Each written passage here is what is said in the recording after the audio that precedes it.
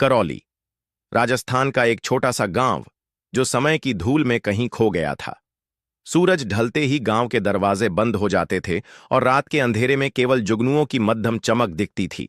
कोई जोर से नहीं बोलता था और हर कोई एक खास जगह से दूरी बनाए रखता था। गांव के उत्तर में फैले उस घने जंगल से जहां स्थित थी राखी हवेली। इस हवेली का नाम सुनते ही गांव के बड़े बुजुर्ग कांपने लगते थे और बच्चे डर से रोने लगते थे। कहते हैं यह हवेली कभी रघुवीर सिंह नामक जमींदार की थी, जिसका दिल उतना ही काला था जितना अंधेरा जो हवेली खुद में समेटे हुए थी। अरबा एलिना की जिज्ञासा सावन कहानी की शुरुआत मुंबई से होती है। इतिहास की छात्रा एलिना शर्मा अपने दादाजी की पुरानी किताबों और डायरी को खंगाल रही थी। दादाजी सवाई डॉक्टर हरिशंकर शर्मा एक प्रसिद्ध पुरातत्वविद थे। उनके लेखों में प्राचीन सभ्यताओं और खोए हुए नगरों का जिक्र था, लेकिन एक डायरी जो उनके जीवन के अंतिम दिनों में लिखी गई थी, उसमें बार बार एक नाम उभर कर आता था, राखी हवेली। डायरी के अंतिम पृष्ठ पर कुछ अजीब शब्द थे। साया अभी बाकी है, वो अब भी इंतजार कर रहा है। राख की परतों में एक कहानी दबी है जो केवल उसकी आंखों से दिखेगी जो डर को देख सकता है। एलिना की उत्सुकता अब जुनून बन चुकी थी। दादाजी की मौत की रिपोर्ट में लिखा था हार्ट अटैक, लेकिन उनकी दादी ने एक बार कहा था उनकी आंखें खुली की खुली रह गई थीं, जैसे कुछ बहुत भयावह देख लिया हो। इन्हीं शब्दों ने एलिना को करौली की ओर खींच लिया। एलिना जैसे ही अपनी जीप लेकर करौली पहुंची, सूरज पश्चिम में डूब रहा था। गांव की गलियों में एक अजीब सी खामोशी छाई हुई थी। गांव के लोग उसकी जीप को घूरते रहे, जैसे किसी अनजानी आफत को आते देख रहे हों। होटल के बुजुर्ग मालिक लाला रामलाल ने उसे देखा और पूछा, तुम अकेली हो बेटी? कहां से आई हो? मैं मुंबई से आई हूं, रिसर्च कर रही हूं, राखी हवेली पर। लाला रामलाल का चेहरा अचानक पीला पड़ गया। उसका नाम मत लो और वहां मत जाओ। क्यों? क्या सच में कुछ है वहां? हां, लेकिन तुम मानोगी नहीं, उस हवेली ने कई जिंदगियां निगल ली हैं। वहां जाने वाला वापस नहीं आता, सिर्फ आवाजें लौटती हैं। एलिना मुस्कुराते हुए बोली, कहानियों का सच जानने के लिए ही तो इतिहास पढ़ते हैं। रामलाल सिर झुकाकर चुप हो गए और एक पुराना ताबीज उसकी हथेली पर रख दिया। रख लो, जब डर लगे ये काम आएगा। अब्बाक्स जंगल की ओर। अगली सुबह एलिना ने बैग में अपनी डायरी, कैमरा, टॉर्च, ताबीज और कुछ जरूरी सामान रखा और जंगल की ओर बढ़ी। रास्ता रामलाल ने समझा दिया था, लेकिन वह साथ जाने से साफ इनकार कर चुका था। जंगल में घुसते ही एक अजीब सा सन्नाटा था। पेड़ बहुत ऊंचे और घने थे और धूप अंदर पहुंच ही नहीं रही थी। जमीन पर पत्तों की मोटी परत थी और कभी-कभी पत्तों के नीचे कुछ रेंगता हुआ महसूस हो रहा था। जंगल में लगभग 20 मिनट की पैदल यात्रा के बाद वह एक पुराने फाटक के सामने पहुंची। जंग लगा हुआ, टूटा फूटा, लेकिन उस पर 2 शेरों के चित्र उकेरे हुए थे और बीच में लिखा था राखी हवेली। जैसे ही एलिना ने हवेली का दरवाजा धक्का दिया, वह कराहते हुए खुला। सामने खड़ी थी एक भव्य लेकिन जर्जर हवेली। 4 मंजिला भवन जिसकी छत कई जगहों से गिर चुकी थी। दीवारों पर बेलें छड़ी थीं और खिड़कियों में कांच की जगह केवल अंधकार था। हवेली के भीतर पहला कदम रखते ही एलिना के शरीर में एक ठंडी लहर दौड़ी। ऐसा लगा जैसे किसी ने अचानक उसकी गर्दन को छू लिया हो। उसने पीछे देखा, कोई नहीं। हवेली के अंदर अंधेरा था और टॉर्च की रोशनी में धूल और जाले ही नजर आ रहे थे। दीवारों पर पेंटिंग्स अब भी थीं। एक में ठाकुर रघुवीर सिंह खड़ा था, उसकी मुस्कान असहज करने वाली थी।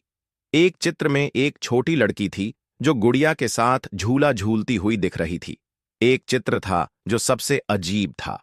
हवेली खुद जल रही थी और एक परछाई खिड़की से झांक रही थी।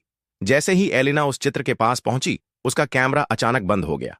उसने चेक किया, बैटरी पूरी थी। तभी हवेली की सीढ़ियों से किसी के कदमों की आहट सुनाई दी। थक थक थक। एलिना ने भयभीत होकर पुकारा, हेलो, कोई है?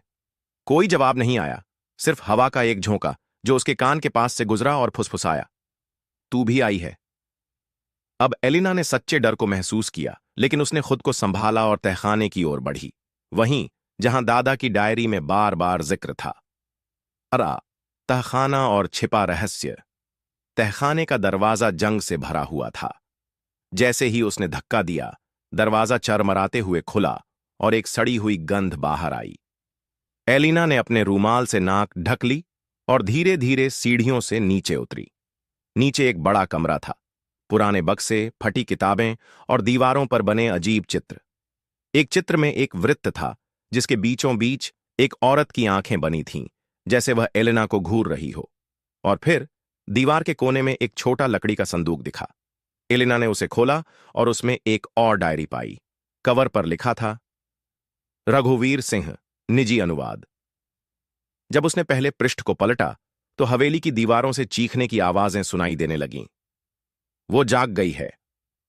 यह शब्द थे जो हवेली के गहरे रहस्य को उद्घाटित कर रहे थे। हवेली के तहखाने में जैसे ही एलिना ने वह पुरानी डायरी खोली, एक अजीब सा कंपन पूरे कमरे में फैल गया। दीवारें जैसे सांस लेने लगी हों और हवा का झोंका धीरे धीरे गर्म होकर सिरहन बन गया। उस डायरी का पहला पन्ना ही एक चेतावनी था। जिसने इसे खोला है, जान ले, सच वो बोझ है जिसे उठाना हर किसी के बस की बात नहीं। मैंने जो किया उसकी सजा मुझे ही नहीं, मेरी नस्ल को भी मिली है। नीचे लिखा था, रघुवीर सिंह, 1923। रघुवीर सिंह की डायरी में पन्ने पलटने शुरू किए। हर शब्द जैसे हवेली की दीवारों में गूंजता जा रहा था। मुझे सत्ता चाहिए थी, हमेशा के लिए। अमृता, शक्ति, भय, ये सब कुछ मैंने पाया, लेकिन कीमत चुकानी पड़ी। मेरी बेटी राखी, उसका हंसता चेहरा, अब बस चीखें ही रह गई हैं। मैंने तांत्रिक बलरामनाथ से संपर्क किया। उसने कहा, जीवन के बदले जीवन। मैंने सोचा, एक नौकर की बलि दूंगा, पर बलरामनाथ बोला, जिसे तू सबसे ज्यादा चाहता है उसी की आहुति देनी होगी। मैंने नहीं माना, लेकिन वो रात जब हवेली की दीवारें खुद बोलने लगीं, मेरी बेटी राखी खुद चलकर उस वृत्त में चली गई और आग लग गई। मैंने खुद अपनी आंखों से देखा, राखी जलती रही, लेकिन चीखती नहीं थी। वो बस देख रही थी मुझे। उसके होंठ बोले, बाबा, ये क्या किया आपने? और फिर वो राख बन गई। उसी पल से हवेली बदल गई। एलिना का गला सूखने लगा। उस डायरी में लिखा एक एक शब्द हवेली में गूंज रहा था। अचानक तहखाने की बत्तियां झपकने लगीं। एलिना के हाथ में पकड़ी टॉर्च खुद ब खुद बंद हो गई। साया प्रकट होता है, एकदम सन्नाटा, और फिर धीरे धीरे एक फुसफुसाहट गूंजने लगी। बाबा, मुझे वापस ले चलो। एलिना ने चौंक कर पीछे देखा। तहखाने के एक कोने में अब एक परछाई खड़ी थी। वही लड़की राखी। उसके शरीर से धुआं निकल रहा था। चेहरा झुलसा हुआ, लेकिन आंखें वैसी ही मासूम जैसे किसी बच्चे की। तुम राखी हो? एलिना ने हिम्मत करके पूछा। राखी की आत्मा ने सिर हिलाया। क्या तुम मुझसे कुछ कहना चाहती हो? सुनो, मेरी कहानी पूरी करो, मुझे मुक्ति दो। और तभी पूरा तहखाना कांपने लगा। डायरी के अंतिम पन्ने पर एक मंत्र लिखा था, अधूरी आत्मा तभी मुक्त होगी जब कोई उसका सच दुनिया को बताएगा और बलिदान देगा, खुद को हवेली से बांध देगा। फैसले की घड़ी। एलिना समझ चुकी थी, हवेली सिर्फ एक इमारत नहीं है, यह एक आत्मा का पिंजरा है और वो आत्मा अब उसे चुना है। अचानक तहखाने का दरवाजा बंद हो गया। बाहर से किसी ने उसे जकड़ लिया था। राखी की आत्मा अब हवा में तैरने लगी और उसके चारों ओर राख की लहरें फैलने लगीं। क्या तुम मेरी कहानी पूरी करोगी? एलिना कांप रही थी। उसने कांपते हाथों से डायरी उठाई और जोर से बोली, मैं एलिना शर्मा, इतिहास की विद्यार्थी, इस हवेली की कहानी को दुनिया को बताऊंगी। तुम्हारा सच अब छुपा नहीं रहेगा। और तभी एक तेज रोशनी पूरे तहखाने में फैल गई। राखी की आत्मा मुस्कुराई और फिर गायब हो गई। तहखाने का दरवाजा अपने आप खुल गया। हवेली में एक बार फिर सन्नाटा छा गया, लेकिन अब वो सन्नाटा खाली नहीं था। एलिना वापस होटल लौटी, चेहरा पीला, आंखें सूजी हुईं, लेकिन हाथ में वो डायरी थी जिसमें अब एक और पंक्ति जुड़ चुकी थी। अब वो मेरी कहानी जान गई है और जल्द ही मेरी जगह लेगी। एलिना शर्मा ने अगले कुछ दिनों तक हवेली के बारे में बहुत कुछ सुना, लेकिन जो कुछ उसने देखा और महसूस किया वह उसकी सोच और समझ से परे था। वह करौली में होटल के कमरे में बैठी थी और उसके दिमाग में बस एक ही सवाल घूम रहा था, क्या सचमुच मैं हवेली के रहस्यों से मुक्त हो पाई हूं? दिन बीतते गए, लेकिन हवेली से जुड़ी एक अजीब सी खामोशी थी। उस खामोशी के बीच एलिना ने धीरे धीरे महसूस किया कि जैसे ही वह गांव के बाहर जाती, हवेली की ओर बढ़ने का एक अनकहा आकर्षण महसूस होता। वह हवेली के प्रति अपने आकर्षण को दबाने की कोशिश करती, लेकिन फिर भी उस आत्मा की गवाही और डायरी के शब्द उसे अपने पास खींचते रहते थे। एक नई रात, एक नया डर। आधी रात का समय था।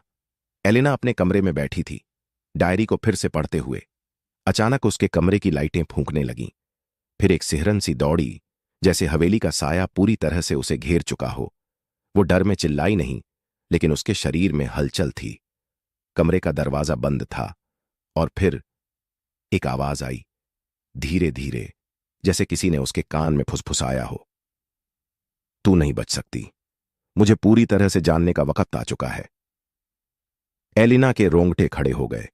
उसने दीवार से टॉर्च उठाई और कमरे का कोना कोना देखा, लेकिन कुछ नहीं था। फिर उसका ध्यान डायरी की ओर गया, जो उसकी बिस्तर के पास रखी हुई थी। डायरी की पन्नों से हल्की सी आवाज आ रही थी, जैसे कोई उसे पलट रहा हो। उसने डायरी खोली और पन्ना पलटा। उस पर कुछ नया लिखा था।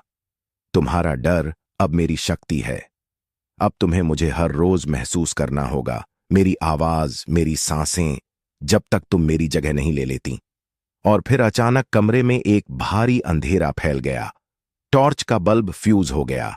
एलिना की सांसें रुकने लगीं और उसे ऐसा महसूस हुआ जैसे कोई उसे अपनी पकड़ में ले रहा हो। अगली सुबह एलिना ने खुद को सामान्य महसूस करने की कोशिश की, लेकिन उसके भीतर कुछ था, एक खौफनाक बदलाव। हर कदम पर उसे लगता जैसे हवेली की आत्मा ने उसे पूरी तरह से जकड़ लिया हो, और वह डरावनी रात उसकी यादों में स्थायी रूप से गहरे बैठ गई थी। वह डायरी में एक और पन्ना पलटने लगी, और अब तक के जितने पन्ने थे, सभी में एक ही नाम बार बार उभरता, रघुवीर सिंह। फिर वह एक और पन्ना पलटी, जिसमें लिखा था, रघुवीर ने जो किया था वह नफरत का परिणाम था, और मैं, राखी, अब उसके द्वारा दिए गए काले जादू में बंध चुकी हूं। मेरी आत्मा का कोई अंत नहीं है, क्योंकि मैंने कभी उस अंधेरे से पीछा नहीं छोड़ा था। अब जो भी इस हवेली में कदम रखेगा, वही मेरी तरह बंध जाएगा, और उसकी आत्मा मेरी तरह चिल्लाएगी। एलिना की आंखों के सामने अंधेरा छाने लगा। वह अब महसूस कर सकती थी, हवेली की आत्मा अब धीरे धीरे उसे अपने पंजों में जकड़ रही थी। अचानक कमरे का तापमान गिरने लगा, और फिर एक छाया कमरे में प्रकट हुई, राखी की आत्मा। लेकिन अब उसकी आंखों में पहले जैसी मासूमियत नहीं थी। उसकी आंखों में अब केवल गहरा क्रोध था, और चेहरा बिल्कुल जल चुका था, मानो राखी को हमेशा के लिए आग में झुलसाया गया हो।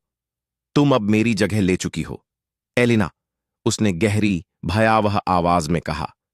अब तुम मुझे समझने लगी हो। तुम मेरी तरह दर्द महसूस करोगी, और अब मेरी जगह पर रहोगी। एलिना ने कांपते हुए कहा, तुम कौन हो? तुम क्या चाहती हो? मैं वही हूं जिसे रघुवीर सिंह ने मार दिया। मेरी जान, मेरी आत्मा, सब कुछ उसने छीन लिया। अब मैं तुझे ले जाऊंगी, तुझे वो दर्द दूंगी जो मैं महसूस करती हूं। एक पल के लिए एलिना का मन सुन्न हो गया। वह समझ नहीं पा रही थी कि यह वास्तविक था या एक और डरावना सपना, लेकिन उसके बाद जो हुआ वह बिल्कुल वास्तविक था। राखी की आत्मा हवा में उड़ने लगी, और एलिना ने महसूस किया कि उसके भीतर एक अजीब सी ऊर्जा समाने लगी है, जो उसके पूरे शरीर को जकड़े हुए थी। मुझे इससे बाहर निकालो। लेकिन जवाब में कुछ नहीं आया। कमरे की लाइट्स फिर से जल उठीं, लेकिन एलिना महसूस कर सकती थी कि अब वह हवेली से बाहर नहीं जा सकती। वह कुछ भी कर सकती थी, लेकिन हवेली की आत्मा अब उसे अपनी चपेट में ले चुकी थी। एलिना ने फिर से डायरी खोली। अब उसमें कुछ और लिखा था। तुम मेरी जगह ले रही हो। तुमने जो किया है वो सबक है। अब तुम मेरी तरह इस हवेली के बंधन में बंधी हो। उसकी आंखों में आंसू थे। वह अब जानती थी कि उसकी आत्मा हवेली के अंधेरे में खो जाएगी, और यही वह दर्द था जो राखी ने महसूस किया था। एलिना ने डायरी बंद की और पल भर के लिए खामोश हो गई। उसके मन में एक सवाल था, क्या वह कभी इस बंधन से मुक्त हो पाएगी? अंतिम सच। हवेली की दीवारों में फिर से एक गहरी खामोशी फैल गई। एलिना को लगा जैसे हवेली अब उसके शरीर में समा गई हो। जैसे हर कदम वह हवेली के भीतर और गहरे समाती जा रही हो। और फिर उसे यह महसूस हुआ, अब वह भी उस आत्मा की तरह चिल्लाएगी और उसकी आवाज कभी खत्म नहीं होगी। डायरी में लिखा था, अब तुम पूरी तरह मेरी हो। हवेली ने तुमसे बंधन ले लिया है। अब यह तुम्हारी कहानी बन गई है। एलिना के भीतर एक अजीब सी खामोशी छा गई थी। हवेली की दीवारों में गूंजती हर आवाज और हवेली की कक्षाओं में एक स्थायी सर्दी उसकी आत्मा में समाने लगी थी। अब यह हवेली सिर्फ एक स्थान नहीं रह गई थी, बल्कि उसकी तरह एक जीवित एंटिटी बन चुकी थी। वह महसूस कर सकती थी, हवेली की आत्मा अब उसे पूरी तरह से निगलने वाली थी। अगले दिन सुबह जैसे ही एलिना ने अपनी आंखें खोलीं, उसका चेहरा पहले जैसा ताजगी से भरा हुआ नहीं था। उसकी आंखों में गहरी थकावट और एक डर था जो पहले कभी महसूस नहीं हुआ था। कमरे की दीवारें धीरे धीरे सिकुड़ती हुई महसूस हो रही थीं और हवा में हल्का सा खर्राटे जैसा कुछ था। उसने उठकर खिड़की से बाहर देखा। सामने वही अंधेरा था जो हवेली के हर कोने में समाया हुआ था। वह जानती थी कि यह सब अब खत्म होने वाला था। वह जो देखेगी वह होगी। एलिना ने अपनी डायरी खोली और जैसे ही उसने पहला पन्ना पलटा, उस पर एक और शब्द उभर आया, तुम मेरे साथ हो। अब और कोई रास्ता नहीं बचा है। उसके भीतर एक विचित्र सी तड़प महसूस हो रही थी, जैसे हवेली की हर दीवार, हर खिड़की, हर लकड़ी की पट्टी, उसका शरीर और आत्मा सभी एक साथ धीरे धीरे घुल रहे थे। वह कमरे से बाहर निकली। हवेली में अब एक अजीब सी खामोशी थी। फिर भी जैसे ही वह मुख्य हॉल में पहुंची, एक ठंडी लहर उसके शरीर में दौड़ गई। कमरे के मध्य में जहां कभी रघुवीर सिंह खड़ा होता था, वहां एक आकृति खड़ी थी, वही राखी। लेकिन अब उसकी शक्ल पूरी तरह से बदल चुकी थी। वह कोई जलती हुई राक्षस थी। चेहरा, शरीर, सब कुछ जलता हुआ सिवाय उसकी आंखों के। राखी की आंखें अब और भी अधिक खौफनाक हो चुकी थीं। और फिर उसने देखा, राखी के शरीर से धुआं निकलता हुआ जो कमरे की दीवारों में समा गया था। कमरे में अब एक नया रूप था, एक बुरे समय की शुरुआत। तुमने कभी सोचा था कि यह सब इस हद तक जाएगा? राखी की आवाज गहरी और डरावनी हो गई। उसकी आंखों में अब जलती हुई आग थी। एलिना कांपते हुए बोली, मैंने तो कभी नहीं सोचा था कि मैं भी इसी का हिस्सा बन जाऊंगी। राखी ने अपनी जलती हुई उंगलियां बढ़ाईं और एलिना के सामने एक चकराती हुई छाया प्रकट हुई। वह छाया रघुवीर सिंह की थी, उसी जमींदार की जिसने राखी को जलाया था। तुम दोनों अब एक हो, राखी ने कहा। तुम मेरी तरह बन चुकी हो। एलिना के भीतर एक अजीब सी खामोशी छा गई थी। हवेली की दीवारों में गूंजती हर आवाज और हवेली की कक्षाओं में एक स्थायी सर्दी उसकी आत्मा में समाने लगी थी। अब यह हवेली सिर्फ एक स्थान नहीं रह गई थी, बल्कि उसकी तरह एक जीवित एंटिटी बन चुकी थी। वह महसूस कर सकती थी, हवेली की आत्मा अब उसे पूरी तरह से निगलने वाली थी। अगले दिन सुबह जैसे ही एलिना ने अपनी आंखें खोलीं, उसका चेहरा पहले जैसा ताजगी से भरा हुआ नहीं था। उसकी आंखों में गहरी थकावट और एक डर था जो पहले कभी महसूस नहीं हुआ था। कमरे की दीवारें धीरे धीरे सिकुड़ती हुई महसूस हो रही थीं और हवा में हल्का सा खर्राटे जैसा कुछ था। उसने उठकर खिड़की से बाहर देखा। सामने वही अंधेरा था जो हवेली के हर कोने में समाया हुआ था। वह जानती थी कि यह सब अब खत्म होने वाला था। वह जो देखेगी वह होगी।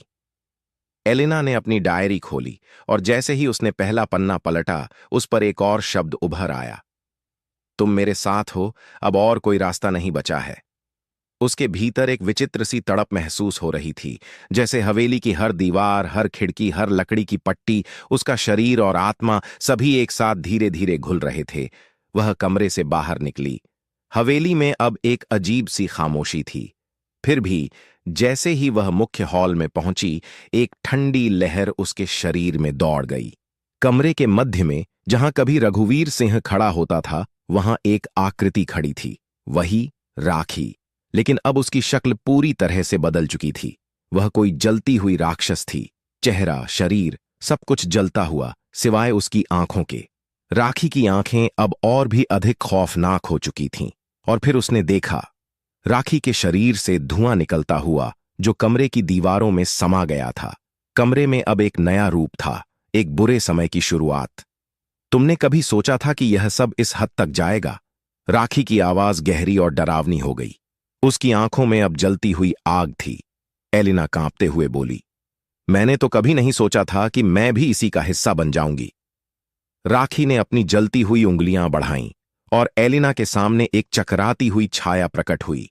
वह छाया रघुवीर सिंह की थी, उसी जमींदार की जिसने राखी को जलाया था। तुम दोनों अब एक हो, राखी ने कहा।